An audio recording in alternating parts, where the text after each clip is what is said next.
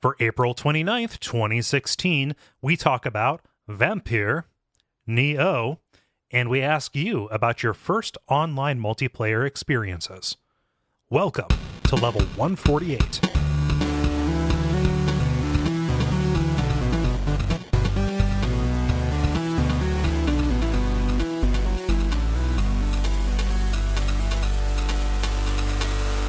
My name is Cole Ross. My name is David Smith. I'm Ben Merkel. And you are listening to The Level. It's a podcast for people who love video games. Dennis was not able to join us because he went and had a kid. Yay! Yeah. Just like in Junior. Exactly. Everybody's touchstone for the notion of procreation. Yeah. So you can go, I think he's got some pictures up on Facebook and things like that. The baby is adorable. I have not seen it in person, but those cheeks are squeezable, it looks like. It's currently in the burrito stage. Oh, yeah, all wrapped up. Yeah. Well, yeah, it's the stage of life where, where it's just constantly. Yeah, it's chrysalis. Yeah. Yeah. As distinct from chrysalids. I think if we said that his baby was a chrysalid, I think Dennis would be very upset if we implied that. That is not what we're... Dennis, it was a poor word choice. Dennis, stop. No. But no, we're super happy for Dennis, Jen, and just the whole crew over there. And obviously he'll be back when he's damn well ready to. But until then, the show goes on. This podcast supports maternity leave. Yes. Oh man, see, I know you were like making a joke, but that topic actually makes me sad. Yeah. Gosh, all those women asking for so much time off, it just doesn't make any sense. And the dudes wanting time off, the worst. Ugh, man, what do they think they're doing? But no, we also have a little bit of a time crunch or concern, so we should probably go into consolidate the banter. Yeah, consolidate the banter. We made the announcement. That is the big thing there. But yeah, we've got the usual three: the brief, the multiplayer, and the grind. And we're gonna start with the brief, where we talk about things that are happening in the world of video games around us. Ben, what you got for me? All right, yeah. The only thing I got is the developers of Life is Strange, Dontnod. Life, it's strange! Exclamation mark. Well, all right. So the developer's named Dontnod, which I like because it's a palindrome, so that's fun. Oh. But yeah.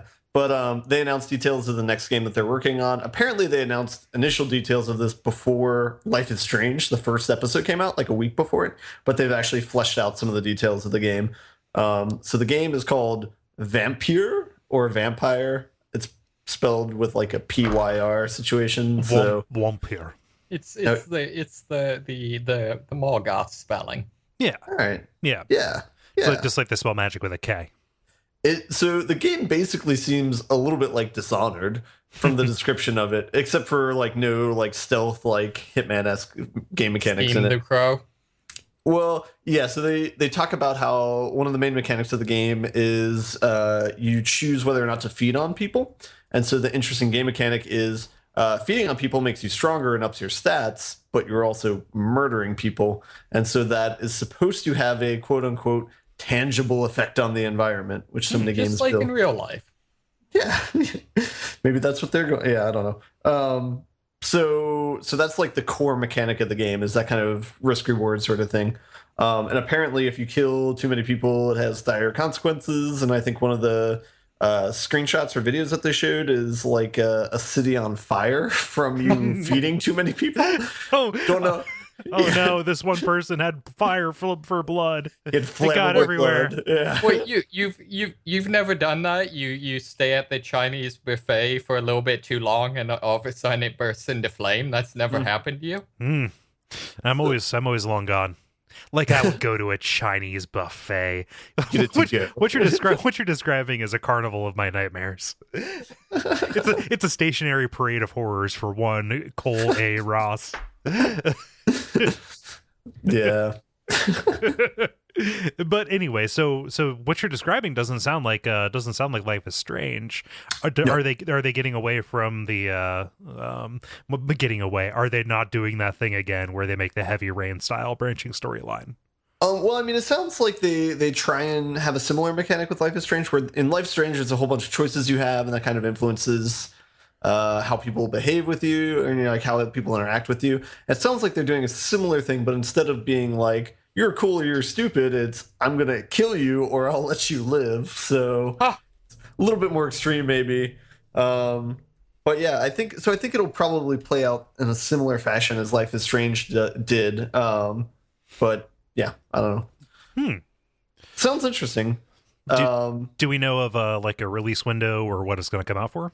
Maybe it says it somewhere in the article, but I do not recall. So question mark. Yeah. Doing a Control F for PlayStation yields nothing because of reasons. No, just because it's Control F is broken on this page.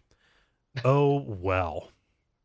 Well, yeah, it really was. It did surface in 2015, according to said article. This concept art looks really cool. Yeah, and the setting is it takes place in post-World War One in France or Britain. One of those two. One of those two. It's a French developers, but yeah, I don't know. In Europe, as the rappers say. All right. David, how about you? What's your story? Sure. So this one's just kind of a silly one that I came across on Polygon that I found and liked. So Fox News has their I guess early morning show called Red Eye, which basically the format is they have a bunch of comedians come on. And it's kind of a talk show where they theoretically discuss the news of the day.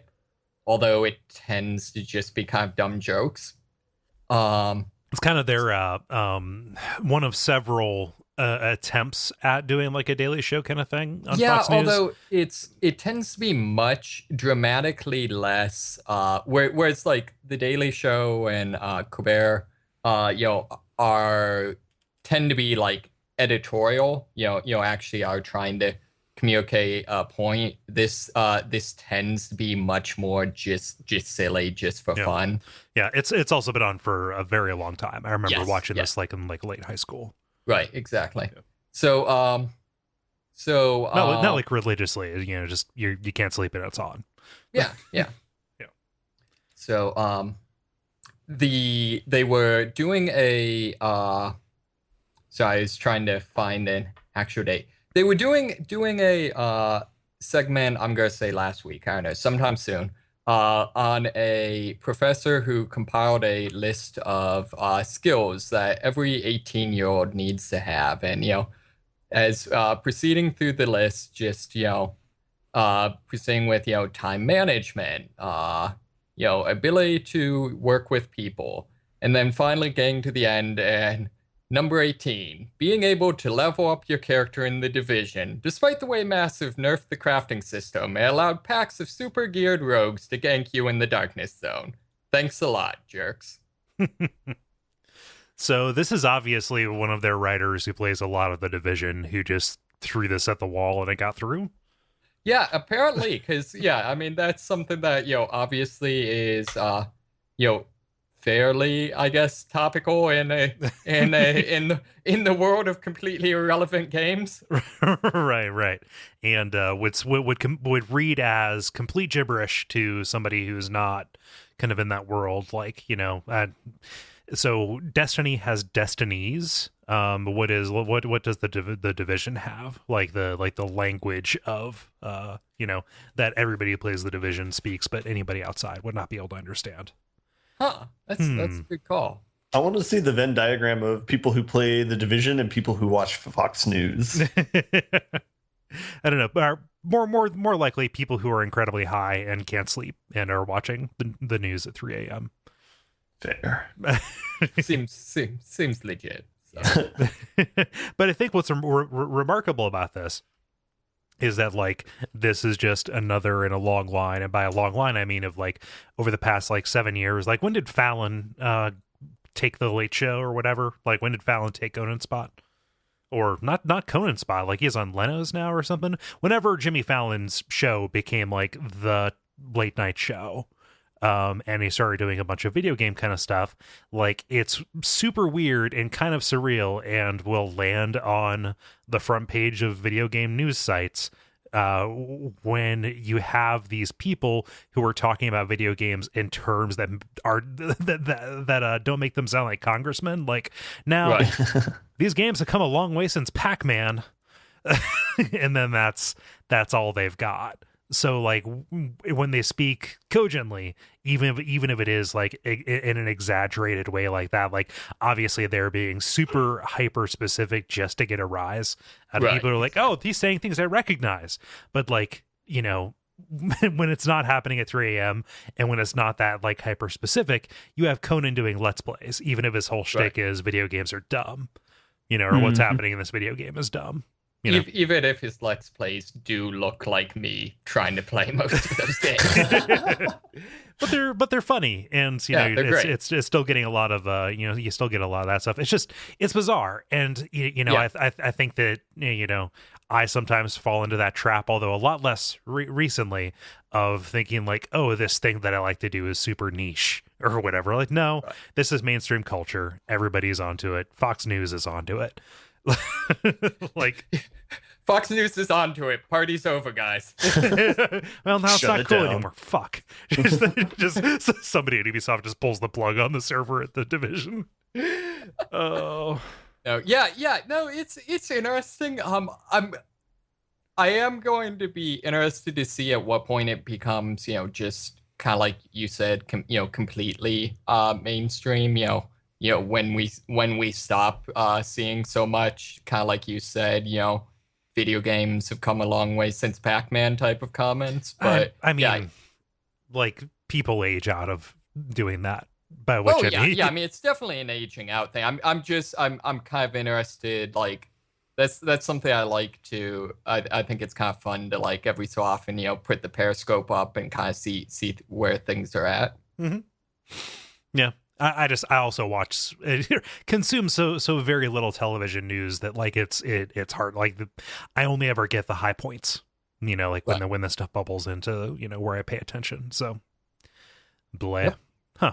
Yeah, well, I watched a clip of that, and it was like, yep, there's totally just a writer there who knows what he's talking about. Yes. And it's funny because even I don't know what he's talking about. But you know that he knows what he's talking about. Yeah, he inspires confidence. He apparently knows what he's talking about more than Massive does. I want to subscribe to his newsletter. Let's see here. So for my story, did you guys see that John Romero launched a Kickstarter? Yeah, where has he been? He's been kicking it, chilling, playing it off legit. I don't know what you just said. I honestly think that he's just kind of been like chilling, you know, kicking it, playing it off legit. No, I think that he's been in kind of like semi-retirement a little bit. Like, he definitely hasn't been doing a lot like at the front line of games, right? But yeah, John Romero of Daikatana fame, and also, you know, Doom, whatever. I feel so bad that's like where I recognize him from when. You know, it's someone who actually made great games, but I feel like a significant number of people know him for like that one really, really bad game he made. Well, you know, you can build 1,000 bridges, but if you make one Daikatana, you're going to be called the guy who made Daikatana. You know, truly wise word. Yeah, that's like an you know, ancient Chinese saying. Oh, right? it's a proverb. Yeah. But no, and he's got a Carmack. He's got a Carmack, not John, but he's got a Carmack. Yep. It's got Adrian Carmack, and they are launching. They've launched this Kickstarter, and they teased it with this video that was basically just the ending of The Force Awakens, except it was gosh, Ben's head's going to explode. It was John Romero in the role of Luke Skywalker as Adrian Carmack comes back and hands him, I think it was like a keyboard or something like that. And it was, that's kind of funny. It was funny because because of how overwrought it was. And it was like, oh, they're going to come back and do a crowdfunding thing because that's what people do now.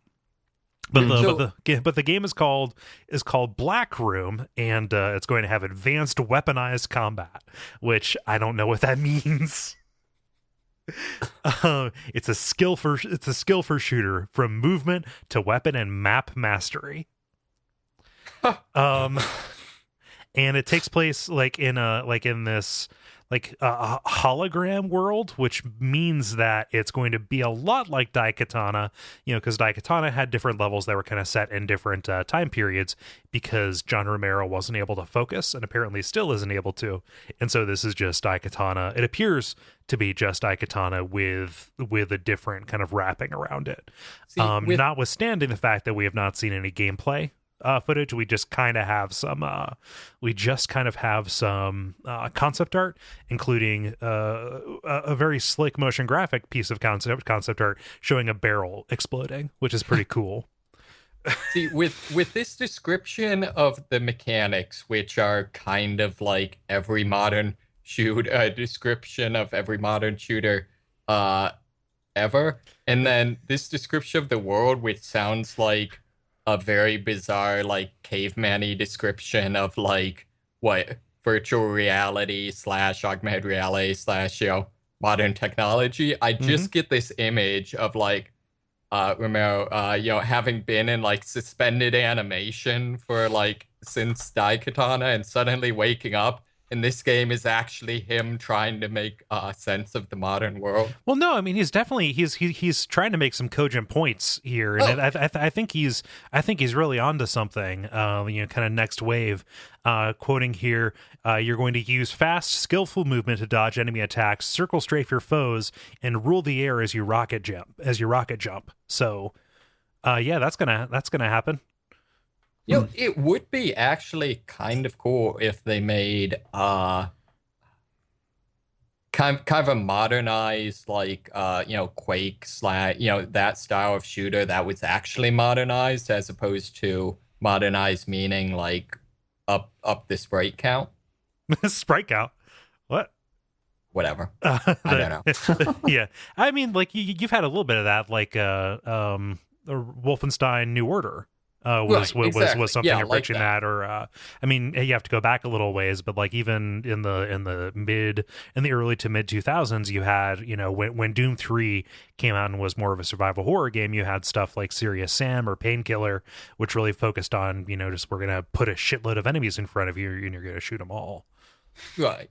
Yeah, I guess I think Wolfenstein would be more one thing, just because, like, I don't know, at least Painkiller struck me as still being a little bit like stuck in maybe just kind of aping the past. But anyways, yeah. So as of the time we record this, I think it was announced, like the campaign was announced yesterday, or at least at the beginning of this week that this comes out. It has raised $107,000, almost $108,000. And I'm curious, so I'm going to put this in a kick track and see, because that feels a little low. Oh wow, no, it's actually trending toward 1.7 million. So how much do they want? They want 700,000. Oh, okay. Yeah, so they're looking to get over that. I don't know, like, it just kind of seems like they're a little bit late to the party. In terms of, like, what you mean? Oh, in terms of, like, getting in on the just either old dev coming back for Kickstarter kind of stuff, or somebody from an outmoded genre coming back and saying we're gonna take it back to this. I mean, like, this is, I acknowledge that I'm hypocritical by being skeptical of this when, like, Ron Gilbert launched Thimbleweed Park under pretty much kind of a similar thing. Like, what if we made this, game that could have lived alongside Maniac Mansion, except it's modern, and this is very much the same thing. This is just from an aesthetic that I really don't, that I really don't have any. Really doesn't matter to me that much, like the hyper futuristic ultra violent shooter kind of thing. And also just like the language in this, my tongue is firmly on my cheek, but like the way that they're talking about the game, you had it right on the nose, David, when you said it sounds like he's unfrozen caveman developer. I don't know. So I hadn't heard of this guy actually before this news story. Oh, wow. But his Wikipedia page is super impressive with the number of games that he's worked on. Oh, he's a legend. Like, yeah. Like, if you read like the Masters of Id, like John Romero was like, one of the company's level designers, but also like the company's like lead hype man, like that was a fascinating team and a fascinating time in video games that just had to like the ability to run circles around everybody else. And like so much of what we have today, like we have that team to thank for, right? But like, he really went off the rails when he went to Ion Storm, and I want a book about that. I want a book about how Ion Storm crashed and failed. Well, wasn't kind of that part of the story just that sort of went, like Wolf of Wall Street, like, cracking stripper parties all the time, that sort of thing? It was kind of like a precursor to the .com bust kind of thing. Like, just we've got this the penthouse office in Austin, and everybody has their own personal pool table that acts as their desk. Here's a that doesn't seem like a good idea. No. I think I stole that joke from Arrested Development. Here's a company like theater screening room that ostensibly is meant to like blow our games up to massive, huge size so we could play them, but eventually just became a dumping place for their Mountain Dew cans. Like, apparently, like it's a really depressing story if you read like interviews and stuff that came out of it. But I don't know. I'm skeptical. If that doesn't come across. Takeaway. I don't know. More power to them. Like, obviously, these kinds of campaigns are built on the backs of people who wish to see this kind of thing exist. So I hope they get what they're looking for. That'd be nice. Yeah. If people got what they were looking for. And in closing. Multiplayer. Now it is time for the multiplayer section where we interact with you, the audience, by way of putting out a question and having all of you answer it. It's kind of the opposite of the way these things usually go, and that's what makes us special sometimes. But the question that Dennis put out, or was it Jala? I forget who. Somebody. The question is, when was the first time you played online with or versus a stranger? So the first time you played multiplayer online, what was the experience like? And let's see here. Ben, what does Kilo say? Kilo says, first time I played Halo 2 with a friend, all I wanted to do was find people trying something neat, like learning glitches or the like, and then ruin their fun until they booted us. Kind of lost my appetite for online multiplayer until Souls brought it back. So you were an accomplice to him being a dick? Sounds like it. Robin to that guy's Batman. Well, Harley Quinn to that guy's Joker. That's more apt. It depends on whose perspective you look at, man. I suppose. Joker just wanted to have some fun. Oh, gosh, David, what does Steven say? Steven says, I was a PlayStation kid, so online play didn't happen for me until Modern Warfare. And boy, did I take a dive into that for a while. Had to leave that behind, though, because I noticed I was playing to win and not just have fun, which I understand is totally what some people want. Yeah, it totally is. We got some shit for the Watch Out for Fireballs episode about Warcraft 3 because neither of us play competitive play. And that is, we made sweeping statements about the appeal of competitive play that maybe didn't come across like we were speaking from our own perspective. Yeah, I know for me, I'm very much, I view like online playing as kind of the equivalent of like, I don't know, backyard football or whatever.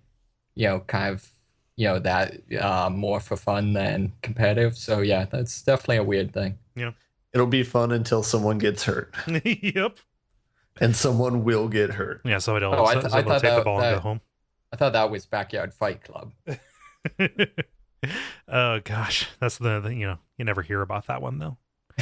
Let's see here. Kyle writes in saying, the first time I ever played online with strangers was back in RuneScape. There were no interesting interactions with other players other than running away from the people who want to PvP. I kept to myself mostly, and that seems to be a common thing I do today when playing with strangers online. I'm sure it's pretty common to be an introvert in MMOs. Yeah, I mean, like, if you look at the way, especially, like, WoW has changed over the years, it's mostly kind of moved away from the middle, right? Like, What do you mean? they make it incredibly easy to solo and get access to, like, solo content. Mhm. And then at the other extreme, the usual reliance on, like, raid stuff. Sure. Yeah. Yeah. I don't know. I still like the Secret World's approach of just, having certain missions just be explicitly solo only. Yeah. Give you something to do. Yeah. Ben, what does David say? David says EverQuest. I started playing right at the Kunark expansion and rolled in Ixar. They were the new race for the expansion and were hostile with all the other races, so you spent a lot of time in your own areas. Grouping was pretty much required, so I ended up finding a group of people that played around the same time I was on and spent a lot of time with those guys and gals. Yeah. The XR was such a weird kind of thing because David is absolutely right. They were attack on sight for every other race, even other people on the kind of evil side. However, if you had access to like a guild, you had the ability to kind of trade up your reputation with other races and stuff in specific kind of things. Like, so they were a bit more of an extreme version of the night elf or the dark elves. Night elf was, wait, is it dark elf? What? I don't know. Just where your attack on sight. And then it just kind of sucks because most of that faction stuff went away when they made the game more accessible. And now I'm putting on rose tinted glasses for, needing to wait 20 minutes to ride a boat across the ocean. Oh, and heaven forbid you fall off that boat. Oh yeah, you're stuck in that zone forever. You need to hire a necromancer to get your body back from the bottom of the sea. Yeah, I freaking was stranded on a deserted island for several hours. Yeah, and the guild tried to organize a rescue effort to get you back. Mm-hmm. Yeah, it was a huge deal. Did they succeed or fail? I forget. Yeah, I forget how we actually did it. If I just kind of like, I think eventually I just kind of like swam it to like another island and eventually found a dock. Managed to dodge the sharks. Yeah. But EverQuest, I really miss EverQuest. Yeah, that was good times. We do not need to go into a like half-hour aside about how awesome EverQuest though. Yeah, that reverie. That's where this is going. Talked about that on the Video Games Hot Dog a little bit. Oh, really? Yeah. Yeah, in that episode that I was on a couple weeks ago. Man, that was fun. I was super happy to be able to join this, guys. I was super honored. Let's see here. David, what does Roop say? Roop says, first time that I truly remember is playing Unreal Tournament 2004 on our very super fast 128 kilobyte ISDN modem on my dad's computer. For some time I played alone, and then my friend got interested in it too. After a while, we started playing Call of Duty too. So good, in quotation mark, memories trying to find servers with the all-seeing eye software. Is that GameSpy? I don't understand what the all-seeing eye is. I just assume that they actually like sacrificed a chicken and summoned the all-seeing eye. Well, yeah, I mean that's how you get your computer to run, but But past that, I'm trying to think. Was 2004 the there's kind of the was that the last one before 3, or was the one after? I think there might have been 2007 or 2007 might have been 3. Okay. No, yeah. So 3 was definitely like around the launch of the PlayStation 3 or like maybe 2010. I'm not sure, but there was Unreal Tournament 2003 and then Unreal Tournament 2004. And then Unreal Tournament 2 was like PlayStation 2 or Xbox. Like it was very much a console kind of thing. And that was the one that was like was like third person or something. It was just completely different, right? Yeah. I like it was fun. I remember playing that like locally a little bit, but it was definitely a different kind of experiment. I want to make sure that it's clear. I said Unreal Tournament 2, not Unreal 2. I understand those are different things. Yeah. Let's hear. Jeff writes in saying Battlefield 2 on the PlayStation 2. Yeah, talking early adoption. There were typically only enough people to fill 1 or 2 rooms at a time, but I just remember being overwhelmed by the prospect of playing online with people for a shooter. As a purely console player at the time, it was a new and exciting experience, and only 2 years before Modern Warfare. Yeah, I was really always sad that no one ever doubled down on like the single player mode that they did for Battlefield 2 on console. Did you ever play that? This is crazy because this is the second week in a row that came up. Am I wrong, Ben? That we talked about this last week, right? I actually do not remember talking about this last week, but that doesn't mean that it didn't happen. It was Dennis talking about glitches. This is the one where if you played it single player, you still had these big map missions, but you kind of like got a facsimile of squad play by swapping bodies with different squad members. You were a mind jumper. Yeah. And I was always disappointed that there was never a game that like explicitly like set it up as like you were some psychic warrior. I mean, Second Sight had a little bit of that. Also, there was like Possession in PsyOps. Swapper. Swapper's like a 2D puzzle platformer, and then Geist. Geist was a similar thing where you worked your way from like possessing a dog bowl up to possessing super soldiers and stuff. And you have to scare them, right? Yeah. In order to get them properly spookified. Yeah, there was Possession PsyOps where it was horrifying. Yeah, because when you finish, they had to kill themselves. They turned their gun on themselves. Man, that is a bizarre game. It's a great game. Yeah, love it's the another TK. one I'm sad they never did a sequel to. Yeah. Let's see here. That was me. I said that thing. Ben, what does Franz say? Front says, after reading about the wonders of online multiplayer gaming, I one day logged into a random MUD, basically multiplayer Zork or World of Warcraft with text interface. Instead of the promised rich interactions and vibrant communities, I found myself in the company of a single other player who spent his time randomly molesting NPCs. Repulsed, I logged off immediately. It took me about 3 years until Unreal Tournament to get me playing online again. Yeah. Womp womp. Man, we've got like a wide range of people and kind of time periods happening here as well. Not implying anything about your age, Franz, but kind of the swing from Xbox 360 all the way back to MUDs is pretty disparate.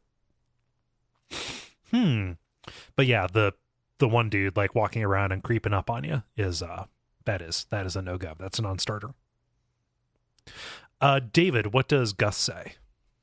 Gus says, playing Halo on the PC for me. Team Deathmatch was a bunch of randoms. I was thrown into the red team. As I was running to jump into a warthog, I arrived in time. I arrived to run straight into a blue guy. He stared at the warthog and then at me, and I did the same. And this lasted for about 20 seconds. It was the classic standoff, like a Western, a John Woo movie, until he started melee attacking me and killed me while my panic shots barely scratched him. Good times indeed. Yeah. See, this was not going where I thought it was going. I thought this was going to, I tried to get in the Warthog and one of my teammates like rocketed me so he could take it or something. Yeah, as always happened. Yeah. People love their warthogs. Warthogs were always more fun when they were indestructible, I feel like. Yeah, I'm really surprised they never like reneged on that and like went back to that being the way it worked. I'm not convinced that it's not like a bit you can't flip somewhere, especially like from Halo 3 onward. They were all about giving you so much control over it, but like Halo 2, that was one of the big things that just was a huge turnoff, was the destructible vehicles. Yeah, there we go. Thank you. I'm having trouble finding my words tonight. Apologies. Yeah, I mean, I think some of it was, it was very much kind of a like kind of a time of possession thing, where the degree to which a given team had control of the vehicles actually had some tactical value. Yeah. And also, like, when the things won't blow up and you can just kind of knock them around the map like gigantic bouncy balls, that's just more fun. Yeah, I remember actually at your house spending a significant amount of time just like all coordinatedly throwing sticky grenades on the wheels of the Warthog in order to we eventually got to fly all the way off of what was Snowy Blood Gulch. The U-shaped one, maybe Sidewinder. I don't know. Yeah, Was that the one? that's Snowy Blood Gulch Okay, cool. with a curve. Yep. Oh man, snowshoe. Yeah. Sam writes in, the first game I played online wasn't a BBS. The first game I played online that wasn't a BBS door game, which were practically a single player for the most part, was MechWarrior 2: Mercenaries. Mostly I would get scolded for not optimizing my loadouts and then get accused of hacking whether or not I won. Yep, that sounds about right. You're not playing the absolute correct way, therefore you must be hacking. People are the worst. Even back then. Let's go one more time around. Ben, what does Ryan say? Ryan says, Halo 2 was my first online multiplayer experience and my first foray into voice chat. One time I dropped into a match and a couple of people from the other team kept asking, wait, is that Grimes? I told them it was, but that was part of my gamer tag, so I didn't think much of it. Suddenly I recognized their voices. What I thought were strangers turned out to be two of my friends from school. But I had apparently turned on my Xbox's voice masking feature, so while I spent the rest of the match desperately trying to talk to them and let them know who I was, all they heard was garbled, gravelly nonsense. Batman mode. And they crushed me into the dirt. Thanks, matchmaking. So, context for that, Grimes is Ryan's last name. So he got matchmade what with his friends, and then got crushed into the dirt. But he was only able, and he was only able to communicate via computer noises. Let's see here, David. What does Mikhail say? Mikhail says, if it wasn't StarCraft, my first was probably a MUD called Ardworth, which I would play in school because it just looked like I was typing. And that meant I was learning. Teacher, leave me kids alone. I very rarely co-op with randos and was deathly afraid of PvP. But every once in a while, I would wander into an area underleveled and get killed with no idea how to get back, which would mean calling on these high-level volunteers that would try to figure out where you died and basically escort you back to your corpse so you could get your stuff. I remember marveling at that these folks had godlike characters and just hung out helping people. On walks in Textland, I spoke to them like they were demigods, or the 96 Chicago Bulls. Afterwards, I would go on the game's website and look at its gallery of real-life players submitted pictures and wonder what it'd be like to be an adult who could be a wizard 12 plus hours a day in a fantasy world that included anything from D&D inspired dungeons to the set of Star Trek The Next Generation and a Simpsons themed Hell Arena. Wait, was this Ardworth that had like all this stuff? I think so. Maybe Ardwolf like had just multiple dimension kind of stuff. Okay, because I think I actually played that one a little bit, and I thought I remembered it being just like straight up like ye old fantasy, but I could be wrong. Maybe it got weird in later days. I'm not sure. It's possible. Yeah, but that's pretty cool. Wow, their website is really old school. Really, for a text-based video game. Huh? But apparently, it's still running. Yeah. Well, Yeah. I mean, freaking what? NetHack's still running.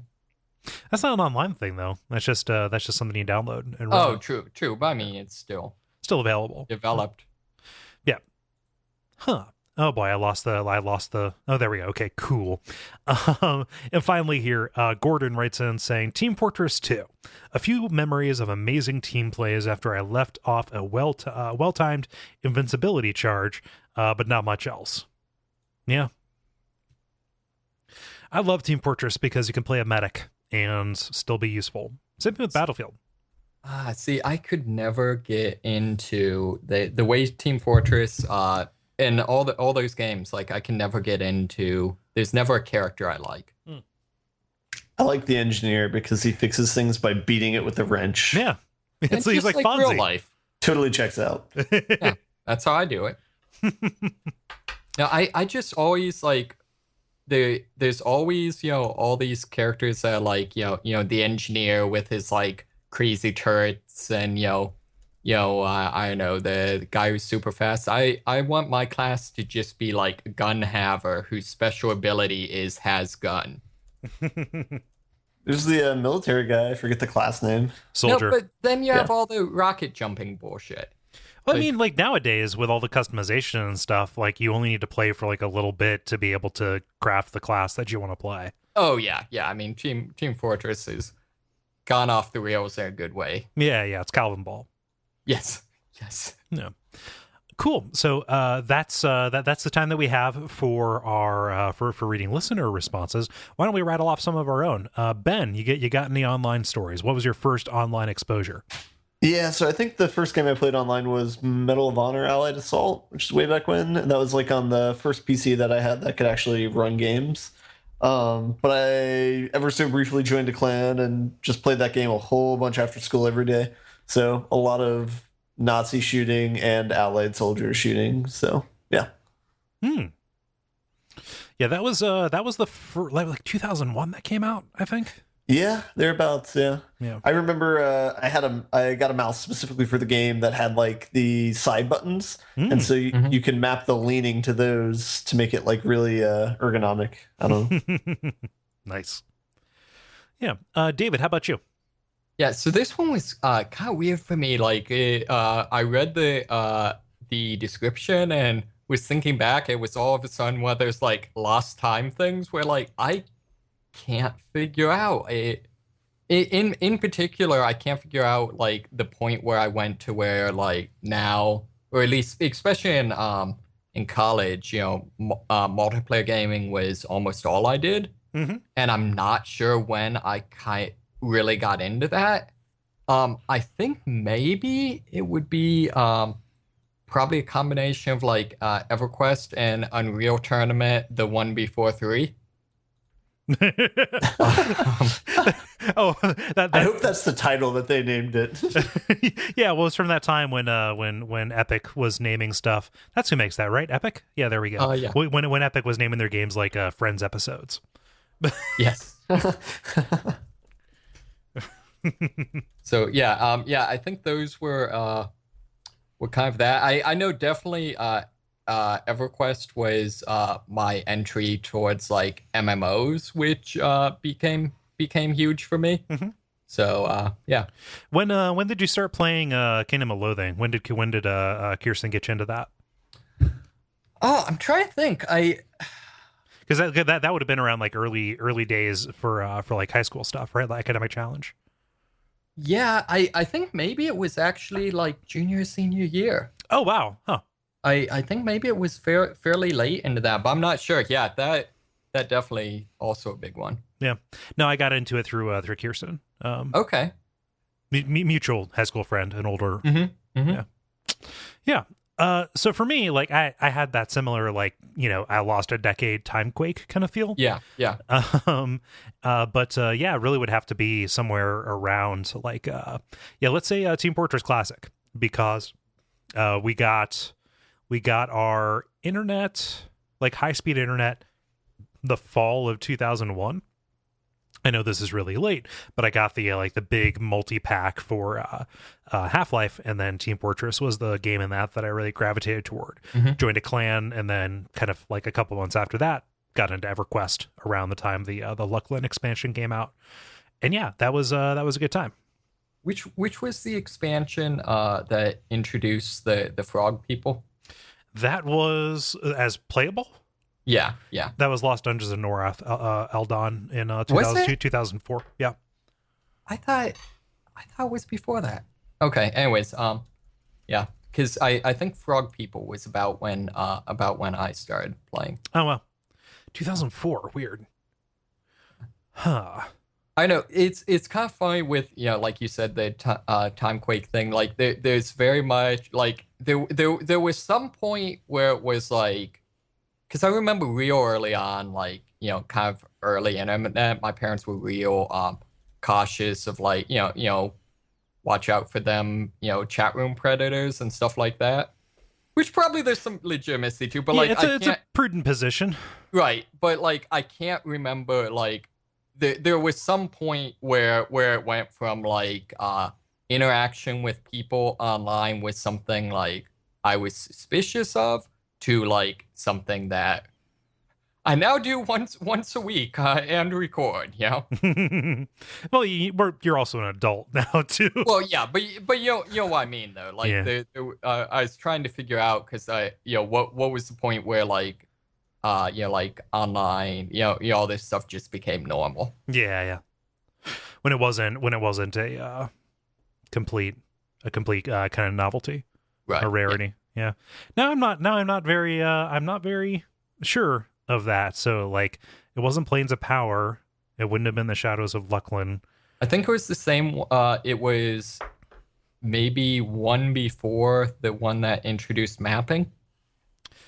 It was the Legacy of Ikisha. Okay. Yeah, and that was that was their first foray into like miniature expansion kind of stuff. Yeah. Yeah.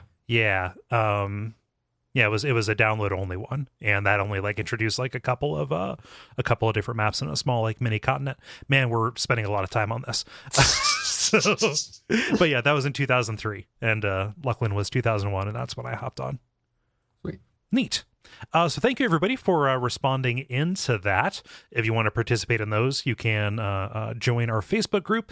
That is facebook.com/thelevelpodcast. And watch for those questions to go up on Tuesday afternoons.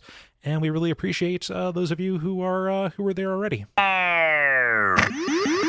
The grind. Now it is time for the grind, where we talk about the games we've been playing over the past week or so. David, for you, it's been longer. What you been playing, David? Sure. Mainly been playing Dark Souls 3. Oh wow. Yeah. So I'm to the first I guess the first real boss, the ice dog person. Yeah, the Frosthound Warrior guy. Yeah. So got to him, actually managed to get him down to sub half health on my first try, which I was kind of proud of, but then got hit by the breath attack and I think maybe one-shotted. Yeah, that fight is pretty tricky because like this is the first time they've had like frost magic and specifically because like whatever, it's just different color of particle effect, but specifically a status effect for frostbite, which affects your fatigue.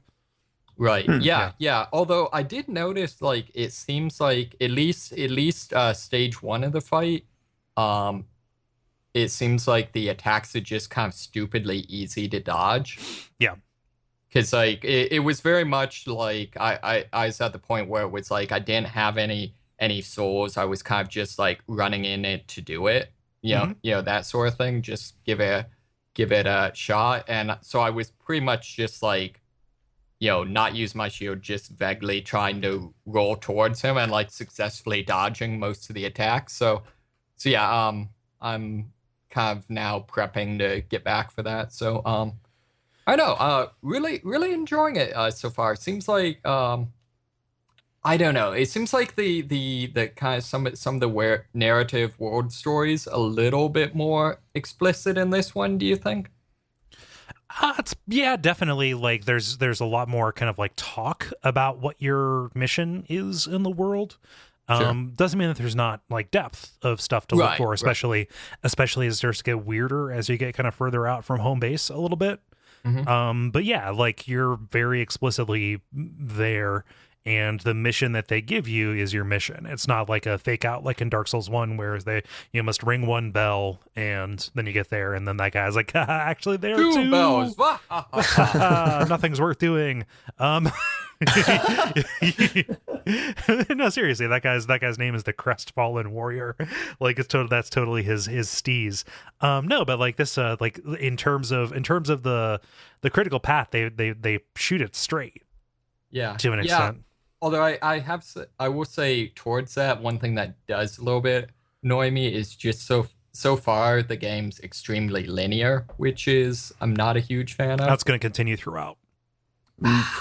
See, I feel like in this game these types of games that's actually kind of a problem because like right now I don't really want to fight this boss, and normally I wouldn't have to right away. You know what I'm saying? I mean, so it ultimately works out the same way that it would have in Dark Souls 1.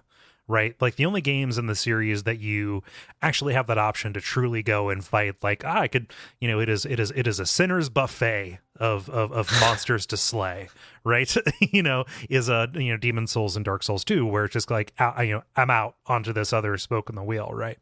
I know, but like, but in Dark Souls 1, you're really kind of on a critical path until the very end, and like they give you maybe like one or two options of what you can go towards. And Bloodborne is pretty much the same way, although a lot more of Bloodborne's content is optional. And for this, like you're gonna get to that point where like, okay, you're gonna hit your head. It branches, but not as kind of like thoroughly as some of the other ones do. You're gonna have options, but you're always gonna like bang your head against that, that one that is blocking your progress down the critical path. I think I'm thinking of more like I know in Dark Souls 1 I had pretty much cleared out Darkroot Garden before I fought the gargoyles. I could see that. So I mean more that sort of thing where like I tried to fight the gargoyles, got just completely wrecked and was like screw that, and like had some other things to do while I was leveling up.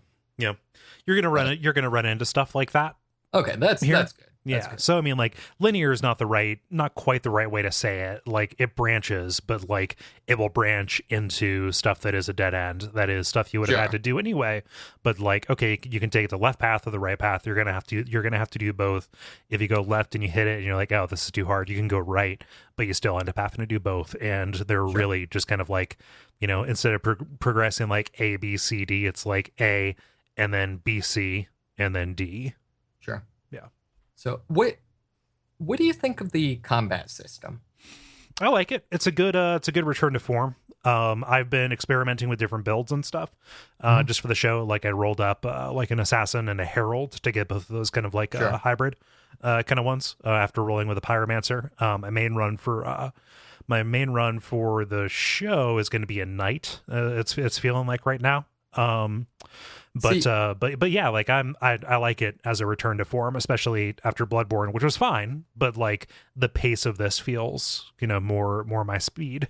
See, I was a little bit the other way around. Like I felt like the starting class I went with knight, and using a shield just seems completely non-viable. How so? Just basically, from what I can see, they've majorly upped how much stamina you take when you lose when you block an attack, and then enemies just pretty much attack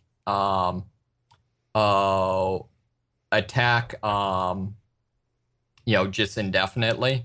Just chain their attacks indefinitely, and then I've not been able to like I cannot reliably get a hit in without getting stun locked. Like trying to like block an attack and then get a hit in while they're recoiling, I just get instantly stun locked. It sounds like you're engaging too many enemies at once. Oh no, this is like single enemies. Oh well. But I know like I guess was looking online, I guess there's some indication that like part of it might be apparently poise currently does nothing. No, there's not. They're like poise acts like it ought to.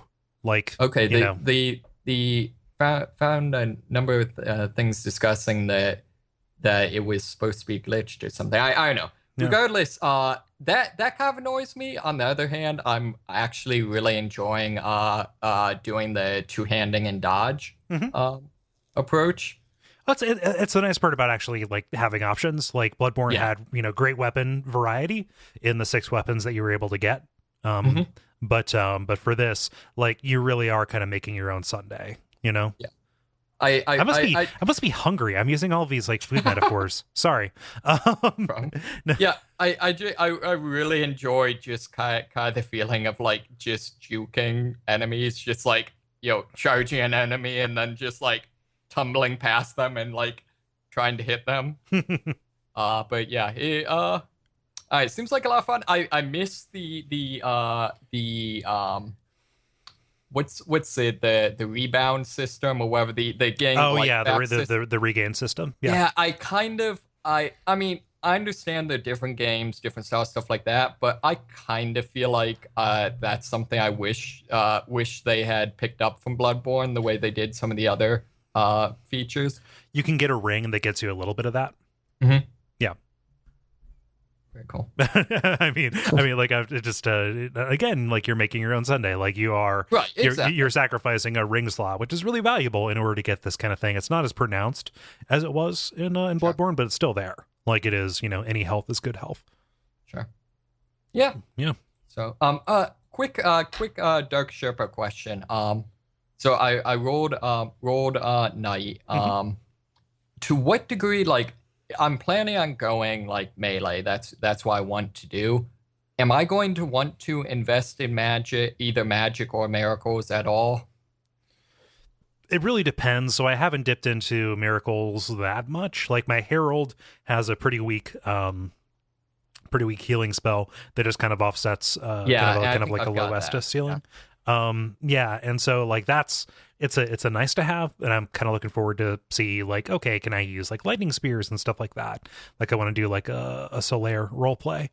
But I don't know, like it's really it's kind of up to you. What I would say, and like this just depends on how much time you have, like roll a straight cleric and like rush to the to the spell vendor and try some stuff out. But like you have to build so many stats, and by so many stats I mean 2. Like knights start with really low attunement, so you're gonna have to waste like 6 or 7 levels to even get a spell slot.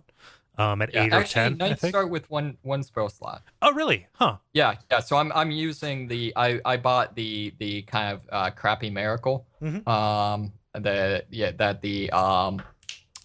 Herald starts with. Yeah. So yeah. I have been using that just kind of as like a little bit extra healing. Yeah.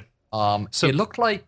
Oh, sorry. Go on. No. So what I would say is check like I don't know how averse to spoilers you are, but like check a table of the miracles that are available to you, and then like get basically like if it's like 14 faith that you have to get in order to use like a basic attack one, try that and see. Like I think that especially on your first playthrough, you're going to benefit from kind of like playing around and just kind of doing whatever is going to work best for you. Like focus is really good, but like only in the sense that like, okay, I'm going to try and get my endurance up to 30 this time, or my damage stat, like that's going to sit at 20 for most of the game until I, level it up to, to scale. Like you have those general heuristic kind of things, but like, you kind of want to do whatever you can to proceed. Sure. Yeah. What I've kind of been doing, and what a lot of people suggest, is starting off for your first build, do like a balanced strength and dexterity so that you can use almost every weapon. So yeah, that's kind of what I've been doing. So yeah. It's I really like it. Not to go too long, but one thing I do like that I feel like is really clever and I think is different is it seems like they've very subtly altered the spear and I think just spear attack patterns to where if you do the attack from behind the shield, you don't move forward at all, so you won't chase enemies, and it makes just straight turtling subtly less viable. Which I really like. You mean so from your perspective or from the enemy? What do you mean? So turtling being less viable does that just mean that you're encountering fewer enemies who are just like, I'm going to stand on this very narrow walkway with a shield and then attack you with a spear when you come by? No, And there's nothing you can do about it? Every enemy, and it annoys the hell out of me. But no. From the player's perspective, it seems like it's set up to just not so much to just make the going straight turtling a little less viable. Oh, so it's just like kind of knocking you out of that complacency. Like, why would I ever get out from behind the shield? Right. You know, and I'm going to roll with a weapon that explicitly makes it so I don't get out from behind the shield. Exactly. Yeah. Yeah.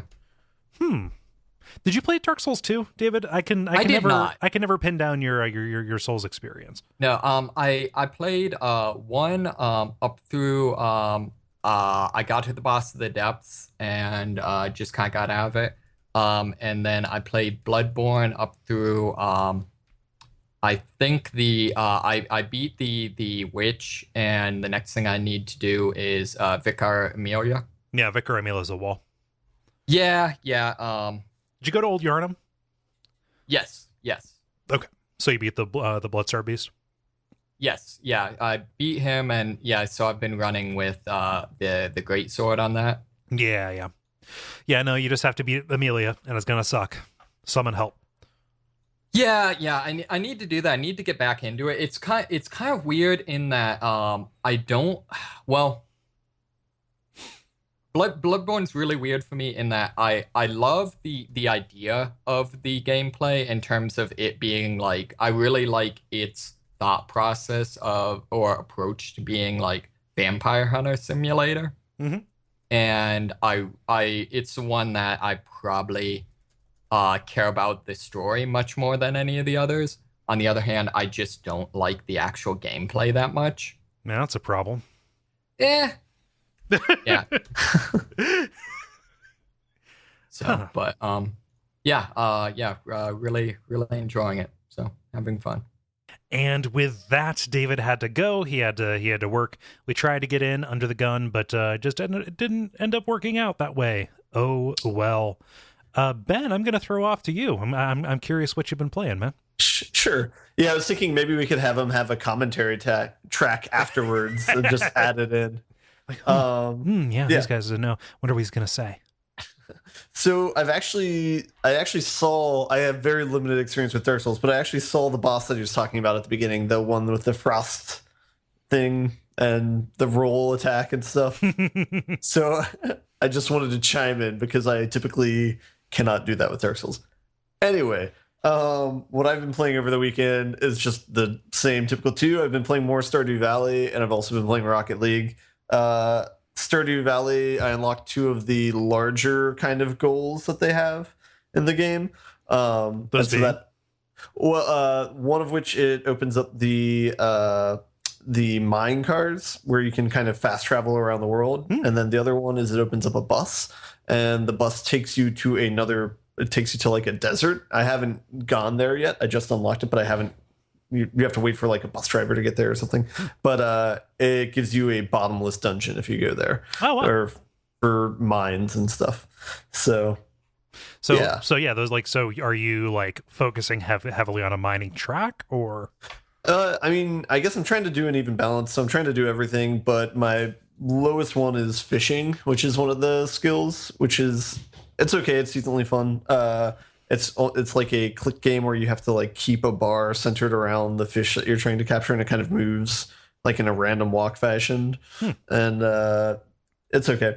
But yeah, I mean, to kind of like unlock all the aspects of the world, you have to basically focus in each of the skills that they have. So yeah, eventually, I don't know how much longer I'll play the game, but if you want to unlock everything, then you eventually have to just work on everything. Yeah. So can you do all that in the same character? Or is there like a global time limit on this? Or yeah, no, there's no limit. It's very competition off sort of thing. It's very just a relaxing game, I guess. So yeah, this I don't know if it's the longest you've played a game that you sound ambivalent about. Because, like, Skyrim.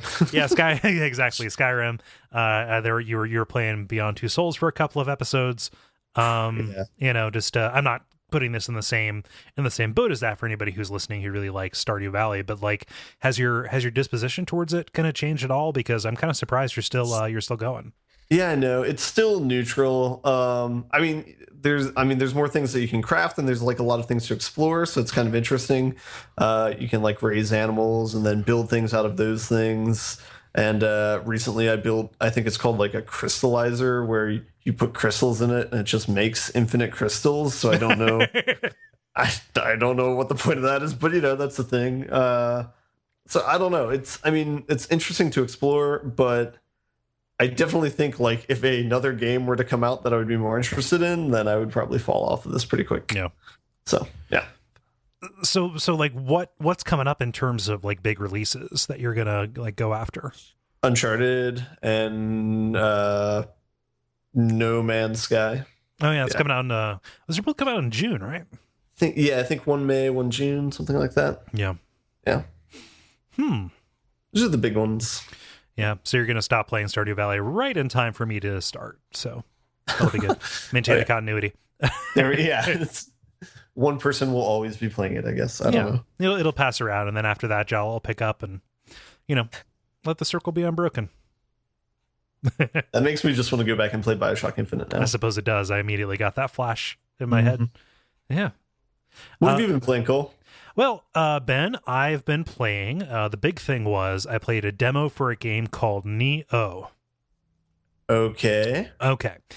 So this is a game. It's a demo that's available on the PS4. I'm not sure what systems the game is going to be coming out for. I could pull this up so I actually know what I'm talking about. But this is a game developed by Team Ninja, the same people who did Ninja Gaiden, right? The Dead or Alive people. And Nioh is very much a Dark Souls like. Because people are not sick and tired of hearing about that on our shows. But this takes place in like the 1600s, like feudal Japan. You play as a blonde-haired samurai guy. And Spot the main character. Yep, exactly. and you wash up on the shore, or you come to shore to this kind of shady village that has people who are not quite right. And it plays kind of like you ever play a Ninja Gaiden on the Xbox? Love that game. So good, like that, just that combo based character action kind of stuff. Love it. This plays like a version of that has a lot less flow. It feels like they put this into Seth Brundle's teleporter with Dark Souls a little bit, and tried to maintain some aspects of both. And I'm not quite feeling it just yet. Like, and the reasons that I'm going to say are going to evoke probably a lot of like get goods from people. Because like I didn't finish the demo, right? I played it for like an hour and a half, and I was like, I'm just not making any progress in this, and this doesn't feel good to me. But that's a pretty sizable demo if you were playing it for an hour and a half, though. Well, I mean, like I didn't cover that much. Like I got to the second equivalent of like a bonfire in it. Okay. Like the second checkpoint. But your character, like even after you pick up some armor, like you don't start with any armor, you have to like kill somebody and take theirs. Even with that, you can only really take like 2 or 3 hits from an enemy before you're just kind of down. It feels incredibly punishing. Especially in regard, in comparison to something like Dark Souls, where like if you get caught by the scrub enemies, they're pretty much always a threat because they can corner you. If you get cocky, like they can take a bunch of hits, you get overwhelmed, kind of like David explained there. But in general, like one of them hitting you a couple of times is only going to be like a minor setback, especially if you're running past them. Yeah. In this one, like one hits. Yeah, not like one hits, but like if you're nicked by one of these like zombie peasants, you're just done for the next guy. Like most of the enemies that I found, with like the exception of like one small variety, they were all just kind of dudes with swords, and they would just like, I was like, yep, I've taken a hit. I'm going to have to use one of my 3 healing items, and then I'm done. Okay. And so it has some balancing issues. It feels like, and that, like if they would just like ease up on those numbers a little bit. And I know that balancing is more complicated than just numbers, but like, it was like, yeah, I don't feel like I'm making as much progress as I would want to. And the actual like combat doesn't feel like it is conducive to that slow of a pace. So, you're coming in and, I had two different weapon varieties I played around with, kind of like the katana, medium-sized katanas, and then spears, but they both felt kind of the same, right? Like you would do, you have your strong attack and then you have like a weak attack kind of combo situation. And yeah, there's like the combos aren't as satisfying as they would be in Ninja Gaiden because that's kind of not the point. But it feels like they want this to be kind of like fast and, kind of like chain based or combo based, but with the inclusion of the stamina meter. After if you swing, it doesn't just if you swing your stamina out, it doesn't just take away your ability to attack as it goes up. You actually like get winded and like take a knee and then take a hit. That's interesting that he takes the knee. Like, I'm gonna sit this one out, guys. He's like, time out, guys. I got a stitch. And like the answer to that is probably, oh, well, just learn to manage your stamina better. But it's like, man, coming into this with my muscle memory from this thing that it's obviously trying to evoke, like all the way down to the camera angle and the fact that you have this lock-on combat and stuff, like coming in with this muscle memory to a thing that feels like a decided downgrade to really disempowering you, and making it feel like there's not really a way out of that disempowerment, maybe with enough leveling or what have you. But like, that is just such a punishment for putting in one or two more attacks against a scrub enemy. Like in a boss, like that's a thing in Souls, like you'll get greedy and go for 3 attacks when you should just do 2 and then roll away. Yeah. But this, I don't know. Like, I don't know. It just doesn't feel right. It feels kind of stilted.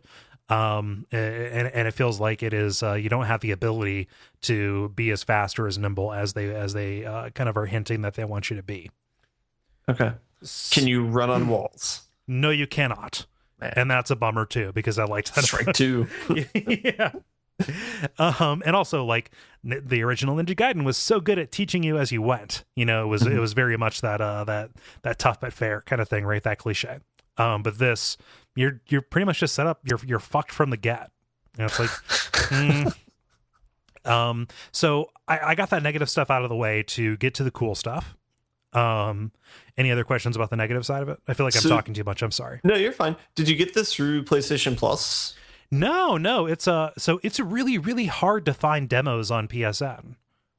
Yeah, that's true. Yeah. There's no tab you can go to just say like, show me something I can try. It was like buried like 6 sublevels deep. That's weird that they do that, but yeah. but no, like it's available for everybody, I believe. It'd be weird. I think that by playing the demo, you also get access to DLC or like custom DLC. Okay. For which is an interesting scheme. So the positive stuff about this is that when you go to pick up an item, like when you loot a corpse, and they're just like this kind of game, there are corpses like strewn everywhere. It doesn't just like give you the item. And also like from what I found, there weren't like memos and stuff, but like picking up an item off of a corpse gets you kind of like a little snippet of dialogue or like an audio log that shows their last moments. Oh, or okay. like lets you hear them, right? So you'll pick up like a bow and arrow off of this dead body, and you hear a guy triumphantly say, now we've got a fighting chance." Followed by a whoosh and a death gurgle. Kind of. They cut off before that, but like if you walk down along the coastline, like at the start, you'll see a dead body by a cliffside wall, and if you look up, there's a ladder, and you'll hear you pick up the item off of this guy, and it'll say like, "Oh, push the ladder," and then nothing. And so Just a bunch obviously of dramatic irony. Like, nothing's gonna hurt me when I'm climbing this ladder. I'm 2 days from retirement, the retirement ladder. I'm issuing like I'm issuing. I'm talking about those because it kind of like those are the most like pertinent examples. Like, oh, this this makes sense that they're pushing this there, but like that dialogue bubble got me to notice like, oh, there's a ladder I've got to kick down, because you got to kick down a ladder in these games, right? Okay. But there are other ones that are just kind of like little character bits, or kind of alluding to the character of this battle that you are coming late to, as the demons have kind of taken over. And that's really cool. Like, you're going to seek out these weapon pickups or these, these little consumable pickups because they're shiny objects, but like injecting like not just story about those items or descriptions, but actually into like these snippets that you can hear as their souls escape. Does a lot. Like, it did a lot to like kind of put me in that place. And I think that is a really super interesting decision. Yeah, that seems like a lot of work. Like, there's so much more of a cost for a dead body than in the map. Yeah, so I'm not sure like if like it seems like one of those things that they would really load into a demo area to say like, hey, this is something that can happen here, and that the density would peter out. But like, I don't know, maybe not. Like, maybe it just stays coin flip. Yeah, exactly. So yeah, that's pretty cool. The other kind of cool thing is that for as much as I ride on the combat for feeling a little bit stilted, there's a lot of variety to it because you can kind of affect these different stances. Okay. So you have like high, medium, and low stance that you can take, and you select that by pressing like R1 and then pressing one of the face buttons. And so each of those has like subtly different move sets a little bit. So like high is very is very like strong, but kind of slow. But like if you nail it, like I was decapitating people left and right, but taking a couple of hits because there's like a little bit of wind up and you're left pretty open and you can't block as quickly. Medium is kind of a mix of both, but like a low stance lets you attack pretty quick. At least with the weapons that I was using, and doing like a little bit less damage, but you're like down there rooting around on the ground, like attacking their legs. And so like it seems weird with the katana. Well, just quick stabs. Yeah. But like it was pretty cool, like trying to intuit like, okay, this guy's got a spear, so I'm gonna want to like come in high, so like he'll make his one attack and I'm gonna move in past the hurt box on a spear and then just make the attack, as opposed to like a guy with a dagger. It's like, yeah, I need to stay medium here because I need to be able to react, but I can't compete with him on speed, stuff like that. Like those small little tactical decisions that you can make, and then how readily you can switch between them makes it really feel like that, like it's an angle that I haven't seen in this kind of game, specifically one evoking Souls-like stuff. But like you had stuff like Devil May Cry where you had different stances that had different movesets. Like this isn't entirely new, and even like Ninja Gaiden later on had stuff that was a little bit like it. But it's cool to see kind of that like fighting game rock paper scissor being brought into this. I think it's cool that they have 3 different speeds. It's kind of weird that they associate them to heights though, because that doesn't immediately make sense. But yeah, that's just my read on it based on the weapons that I have. There's like there's a fourth one that I was not able to see like circle like the back stance, and I'm not sure if that's like to make it easier to do like pivot attacks or something like that. Like I just don't know enough because I bounced off the game like a quarter off of a military bed sheet. But that was a shitty analogy. That was nice. Yeah. But no, like I saw promise in it. It was kind of like, it was subtle enough. It's not like, I'm up high and I'm swinging my katana like a helicopter, and I'm down low and I'm, just taking little jabs, like crawling at the legs and biting at their ankles. It was kind of like it was real subtle in a way that felt kind of gratifying once I figured out the way those systems interlocked. Like the gears didn't have especially big teeth. So it wasn't quite apparent how they fit together, but it was definitely there. And like any kind of systemic complexity, or at least subtle systemic complexity, is kind of a good thing in these. Do you think you're going to play the full game then when it comes out, or do you think this is it?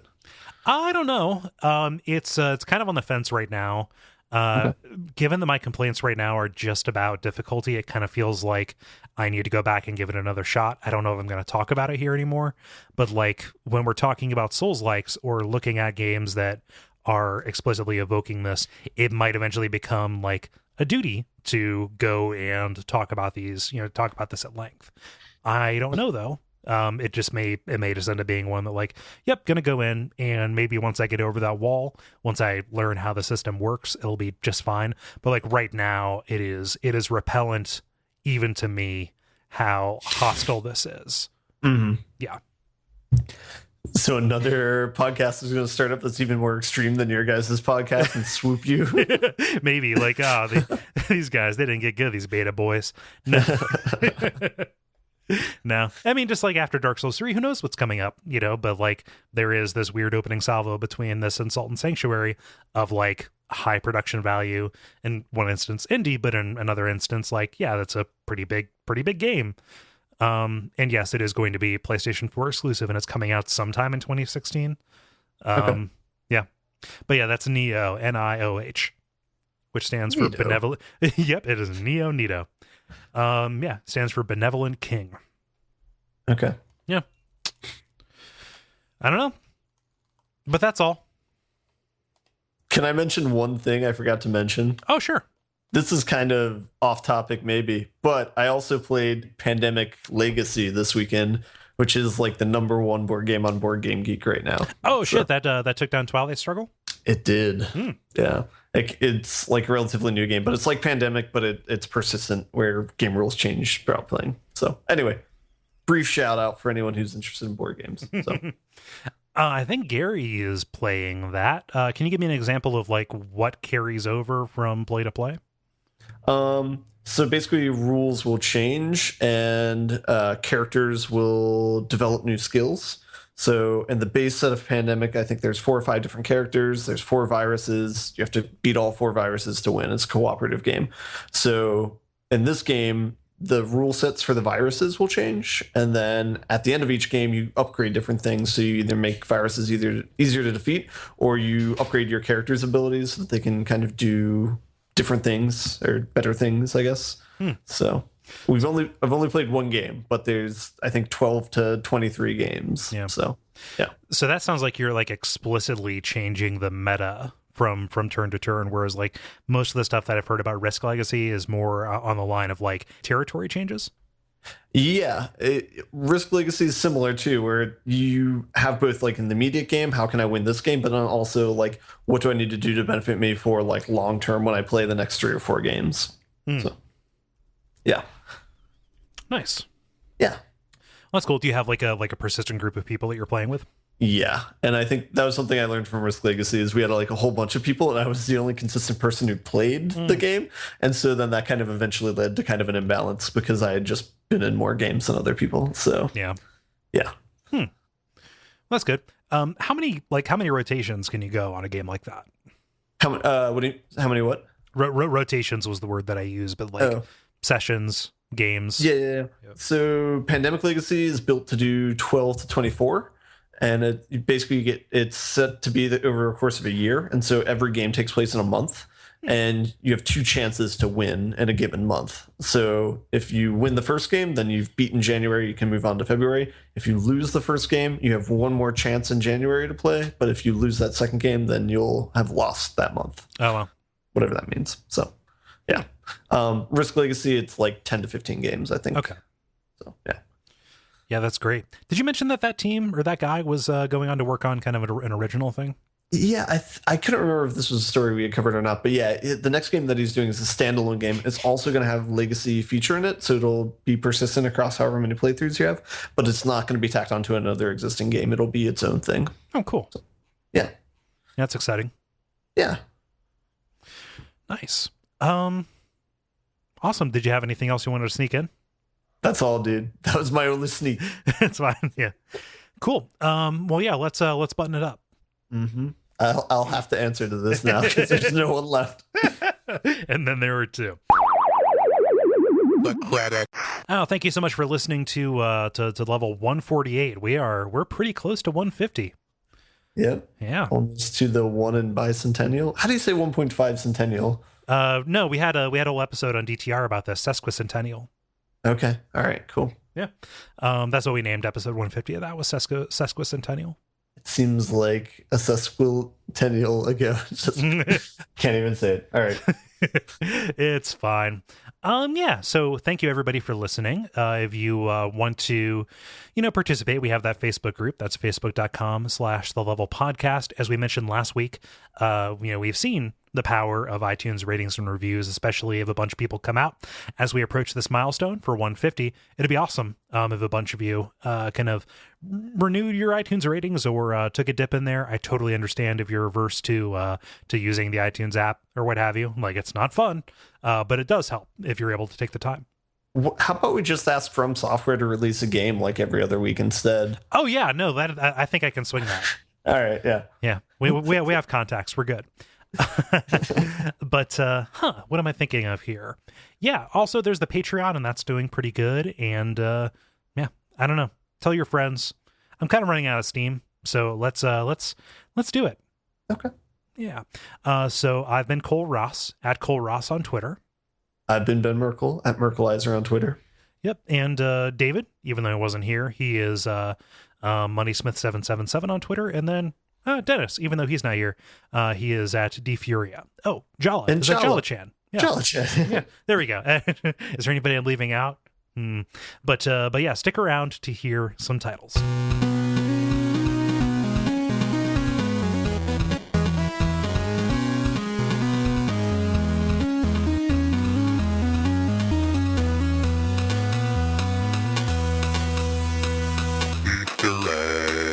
I've only got 2. I've got 4, and they're all from you. Oh. So, hit me. This is a Kole buffet. Nothing's Worth Doing. A Sinner's Buffet of Monsters to Slay. Fucked from the Get. And Like a Quarter Off a Military Blanket. Okay. Man, I'm a wordy guy. I have A Stationary Parade of Horrors. When talking about Chinese buffets. And then The One Before Three. Let's see here. Of yours. So Fuck from the Get probably won't work because of iTunes censoring. Like, it'll be, I kind of want it to be. Well, it doesn't have to be, but a Sinner's Buffet of Monsters to Slay is iambic pentameter. Oh God, it's 10 syllables. So. Oh, pretty good. Yeah, I'll do that. It's lengthy, but yeah, I am not opposed to length. It's the other people who are opposed to length. So let's do it. Channeled Shakespeare, man.